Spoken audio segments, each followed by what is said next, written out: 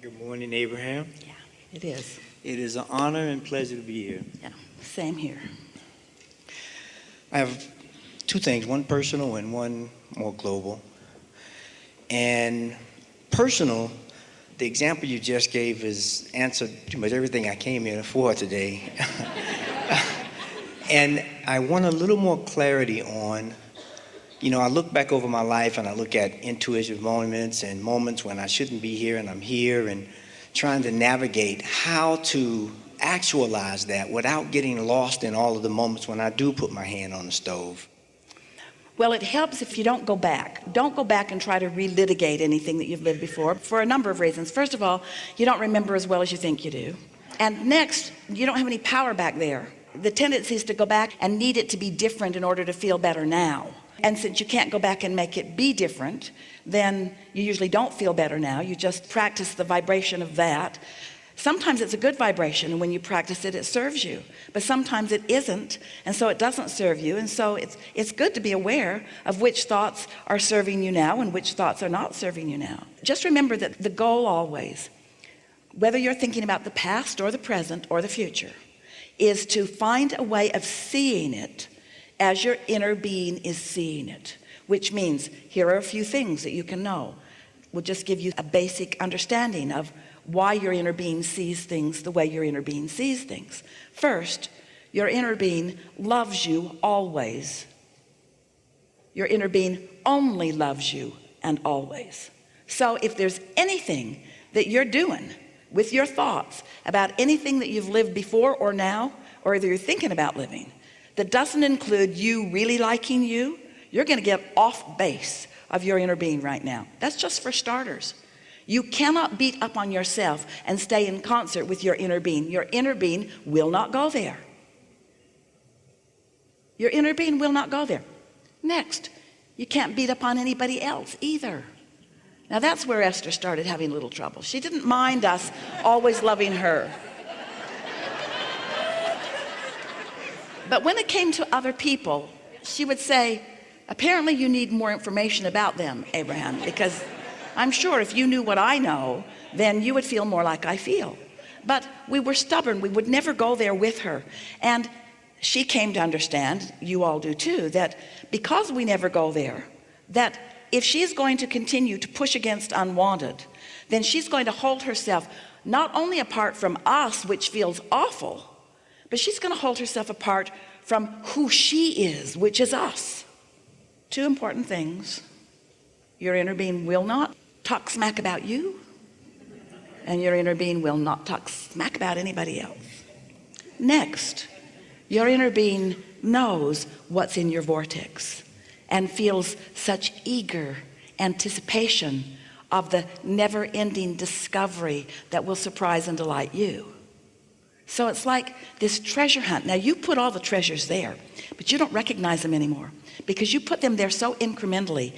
And in the meantime, they've been growing, they've been becoming more. Law of attraction's been gathering the cooperative components. And so the pieces or ingredients that you've been putting there have grown into full-blown life experiences that are ripe and ready for your reception.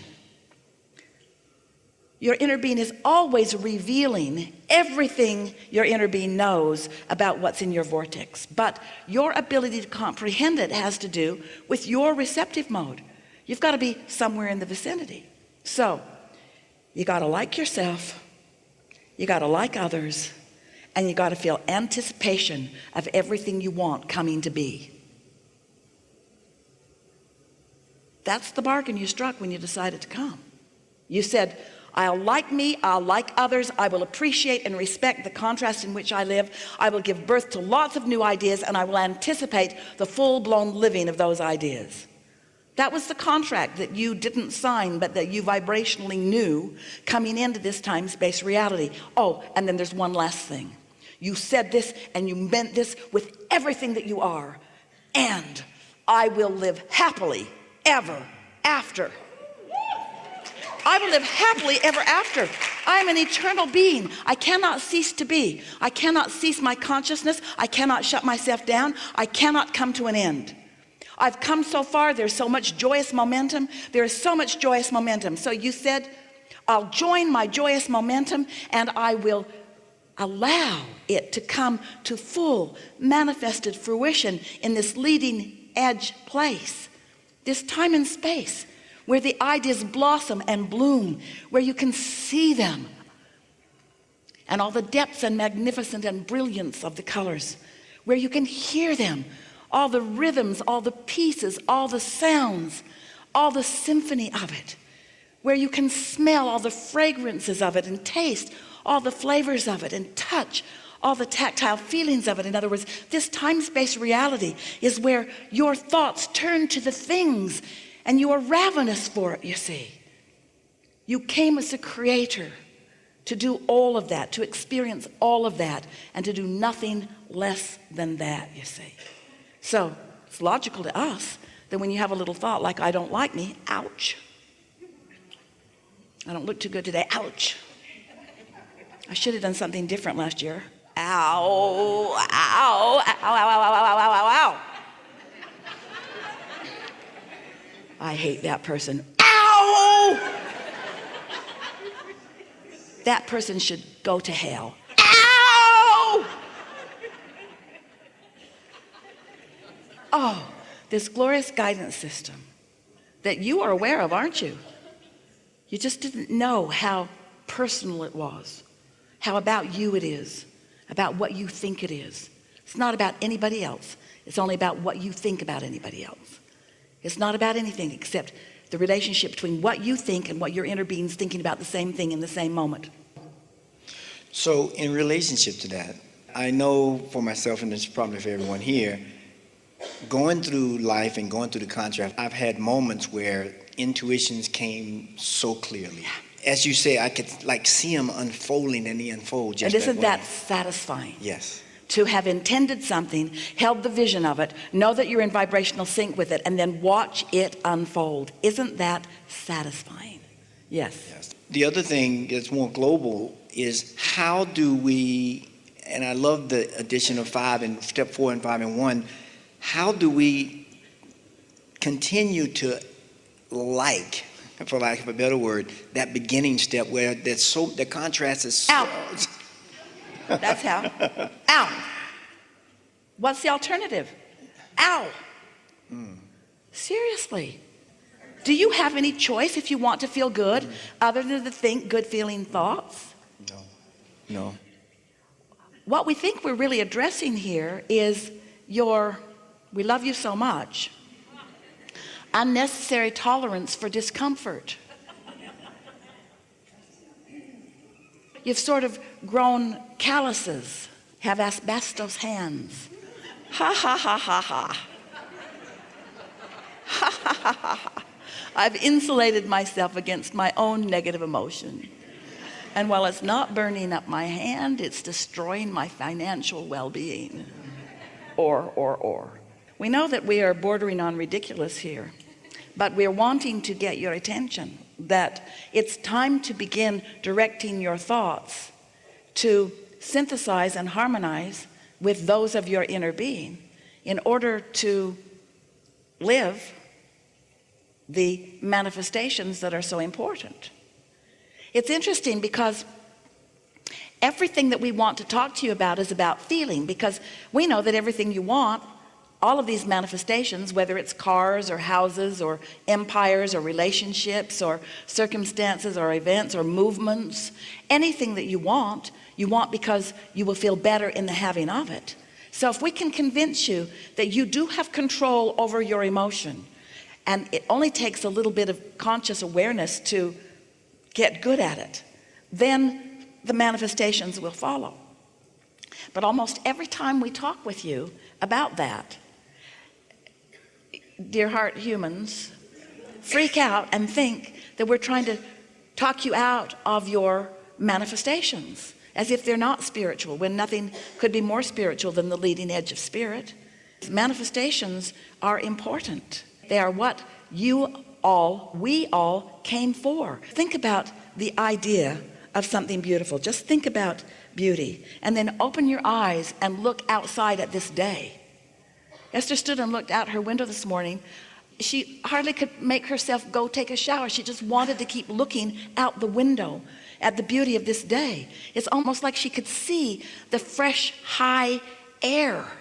She couldn't get her window open. So she had to imagine what it smelled like out there. But those manifestations are what you devour with your eyes or with your tongue or with your ears. It's more than just the thought. That's why you don't want to do the groundwork of preparing the thought. You want to just get right to the good stuff. But if you haven't done the groundwork and prepared yourself for the receiving mode of the good stuff, then when the manifestation comes, it isn't the good stuff. Because you're always in some receptive mode. You're in the receptive mode of the joyful being that you are, or you're in the receptive mode of the miserable being that you are. Or you're in the receptive mode of the overwhelmed being that you are, or the angry being, or the hopeful being, or the knowing being. In other words, you're always in the receptive mode of something. And what's manifesting shows you what you're in the receptive mode of, you see. And we know this is an extreme example. This hot stove means that you really, really want something and you're really, really not in the vibrational vicinity of it. But you could be. Let's say that you want $100,000 and you need it right away. Let's say you more than want it, you need it. You really need it. 200 would be even better. 300 would be 3 times as good. You could use a whole lot of money and you could use it fast. You want it and you want it now. So you speak it out to the universe, not for the first time today, for the 100,000th time today. So you've spoken it out, and yet you really don't expect $100,000 to just drop in your lap today. You don't check your bank account every hour. Is it there yet? Is it there yet? Abraham, how do I turn these thoughts to things? How do I get it out of the vortex into the bank? Tell me now, tell me now, tell me now. I want it in the bank and I want it in the bank now. Well, you're not going to likely get it in the bank right now, this red hot minute. There's some other things that you are going to want to do first. But the important thing that we want to convey to you is you could find a feeling of prosperity today. You could do it in the next hour. You could do it in the next 10 minutes. You could do it in the next 3 or 4 minutes. You could focus in a way that makes you feel the same prosperity that your inner being feels. And for a moment, you could be in a receptive mode where an idea could come to you. And if you could continue to find that feeling place, not needing the condition to change in order to find the feeling place, but finding the feeling place because you're capable of doing it, because it's your natural state of being, and because your vortex represents it. If you could find the feeling place of your vortex, if you could find the feeling place of your inner being, if you could feel your confidence even before the money's in the bank, if you could feel expectation about it, then more ideas flow. Because the same process turns your thoughts to your things that turns anybody's thoughts to anybody's things. Nobody's doing it differently. Thoughts turn to things. You just can't think against your thoughts without turning yourself against the things that you want.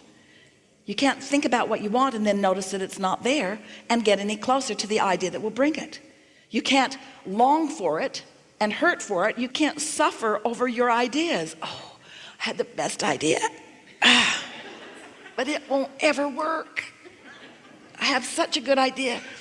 It seemed so good in the beginning, and then I realized that I'm a failure. Have we taken this too far? We don't want you to ever forget this hot stove. We want you to find your emotional sweet spot more of the time. Because you can find your emotional sweet spot anytime you decide that you want to. Even if it just means sitting and quieting your mind or finding anything to think about that doesn't poke at you in some way. And as you do that, your vibration gets higher and higher and higher and higher and closer and closer and closer to who you really are. And then some of those thoughts begin to turn to some of those things, and then you become a believer.